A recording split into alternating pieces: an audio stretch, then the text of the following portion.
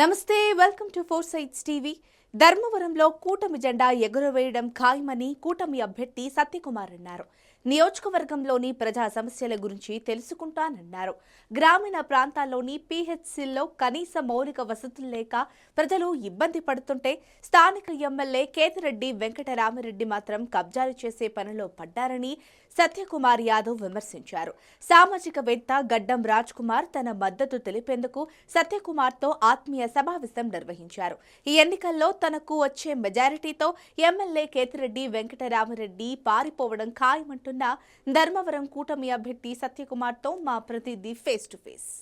ఉమ్మడి అనంతపురం జిల్లాలో ధర్మవరం నియోజకవర్గానికి సంబంధించి కూటమి అభ్యర్థిగా సత్యకుమార్ని ఎన్నుకోవడం జరిగింది. అదేవిధంగా ఏదైతే చూసినట్టయితే ఆయన ప్రచారంలో పూర్తి స్థాయిలో దూసుకుపోవడం జరుగుతుంది. ఏదైతే బీసీ నేతలందరూ కూడా కలుపుకొని ఇరు పార్టీల్లో ఉన్నటువంటి బీసీ నేతలందరూ కూడా బీజేపీలో ఆహ్వానించే పరిస్థితులు చేస్తున్నారు.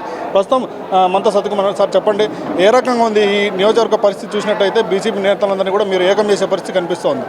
ఎలా చేస్తున్నారు? నేను బీసీ నేతలను ఏకం చేయడం కోసం ప్రత్యేకంగా నేనేం శ్రమించడం లేదు. నేను అభివృద్ధి గురించి మాట్లాడుతున్నా. ధర్మవరం నియోజకవర్గాన్ని అభివృద్ధి పరచాలా, సంక్షేమ ఫలాలు ఇక్కడ అందరికీ అందాలా. కొన్ని దశాబ్దాలుగా ఈ ప్రాంతం అన్యాయం గురైంది. గ్రామాల్లో కనీస వసతులు లేవు. పట్టణంలో పరిస్థితి ఎక్కడ కూడా చూసినా దుర్గంధ భూయిష్టంగా ఉంటుంది. ఎక్కడ వేసిన చెత్త అక్కడ. ఆసుపత్రి ఒక చోట ఉంటుంది, ఓపీ ఒక చోట ఉంటుంది. ఆసుపత్రిలో కనీస పరికరాలు లేవు. తాడిమర్రిలో 35 పలకల సిహెచ్ఎస్ కేంద్ర ప్రభుత్వం నిధులు ఇస్తుంది సిహెచ్సిలో, కానీ అక్కడ ఎక్స్రే మిషన్ లేదు.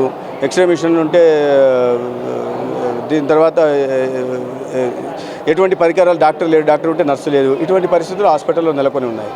సో ఈసీజీ లేదు. వీటిని అన్నింటిలో మార్పు తీసుకురావాల్సింది. కానీ ప్రజలకు వాళ్ళకి న్యాయబద్ధంగా రాజ్యాంగబద్ధంగా అందాల్సిన వసతులు కల్పించాల్సిన పరిస్థితి ఉంది. తాగునీటి కటకట ఉంది. సాగునీటి గురించి రకరకాల హామీలు ఇచ్చారు గతంలో. అదేవిధంగా ఇక్కడ చేనేతల కోసం రేగాటపల్లి దగ్గర పెద్ద చేనేత పార్కును పెడతా అని ఎమ్మెల్యే హామీలు ఇచ్చారు. ఈ 5 సంవత్సరాల్లో వాళ్ళ నాయకుడైన జగన్మోహన్ రెడ్డి ఒక హామీని కూడా నెరవేర్చలేదు. ఇక్కడ ఎమ్మెల్యే అయితే అసలు హామీల గురించి మర్చిపోయి కబ్జాల పర్వం కొనసాగిస్తున్నారు. ఎక్కడ చూసినా కబ్జా అంటే అక్కడ ఎమ్మెల్యే ఉంటున్న పరిస్థితులు. భూములు, ప్రభుత్వ భూములు, ప్రైవేట్ ఆస్తుల్ని కబ్జా చేసుకోవడం, సొంత భవనాలను కబ్జా చేసుకోవడం, చివరికి శ్మశానాలను కూడా, కబరస్థాన్లని శ్మశానాలను కూడా కబ్జా చేసుకుంటున్నారు. అందరికీ అన్ని వర్గాలకి కమ్యూనిటీ భవనాలు కట్టిస్తున్నాడు. ఒకరి గట్టలే ఇప్పుడే చెప్పారు, అంబేద్కర్ భవన్ కట్టిస్తా అని హామీ ఇచ్చాడు, 4 ఊర్లలో ఒకటి చేయలేదు. అదేవిధంగా కురబల కోసం హామీ ఇచ్చాడు, కమ్యూనిటీ హాల్ కట్టిస్తా అని.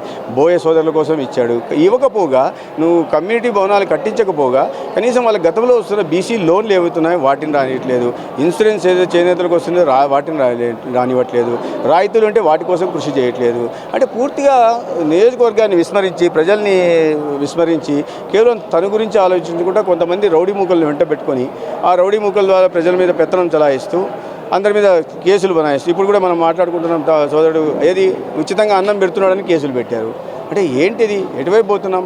నువ్వు ఏం చేసావో ప్రజలకు చెప్పకుండా అందరి మీద కేసులు పెట్టించి భయభ్రాంతులు చేసి ఆ దీంట్లో గెలవాలనుకోవడం తప్పు. అది సరైనది కాదు. అది అట్లాంటివి ఏమన్నా ఉంటే మాత్రం అది ఆ భ్రమల్లో ఉండొద్దని నేను ఎమ్మెల్యేకి చెప్పే ప్రయత్నం చేస్తున్నా. ప్రజలు 10 సంవత్సరాలు చూశారు, విసిగి వేశారు ఉన్నారు.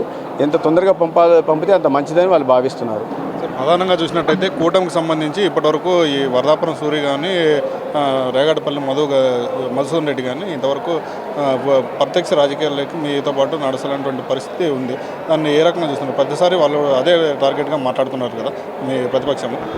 అది మీరు బహుశా సమాచారం పూర్తిగా ఉన్నట్లేదు. మధుసూదన్ రెడ్డి గారు ఆయన ఆత్మీయ సమావేశం పెట్టి మొత్తం కార్యకర్తలను వాళ్ళ ఇంటి దగ్గర పిలిచి ఒకసారి కాదు 2 సార్లు పత్రికా సమావేశం పెట్టి మద్దతు తెలిపారు. ఇంకోసారి ఆత్మీయ సమావేశం అందరినీ పరిచయం చేశారు.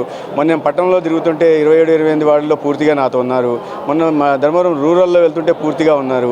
ఏ గ్రామానికి వెళ్ళినా జన సైనికులు ఎంత ఉంటున్నారు. ఇక వరదాపురం, మా పార్టీకి సంబంధించిన వరదాపురం సూరి గారు అయితే వారు నేను ఫోన్లో మాట్లాడడం జరిగింది. వారు మద్దతు తెలుపుతున్నారు. వాళ్ళు కూడా ప్రత్యక్షంగా ప్రచార కార్యక్రమాలకు రాబోతారు. నామినేషన్ ఇస్తామని చెప్పి కూడా ఆయన ప్రచారం చేసుకుంటున్నారు. ఆయన చెప్పలేదు. ప్రచారాలు ఏముంది, ప్రతిపక్ష పార్టీలు కూడా చేస్తుంటాయి. ప్రతిపక్ష పార్టీలు అంటే అధికార పార్టీ.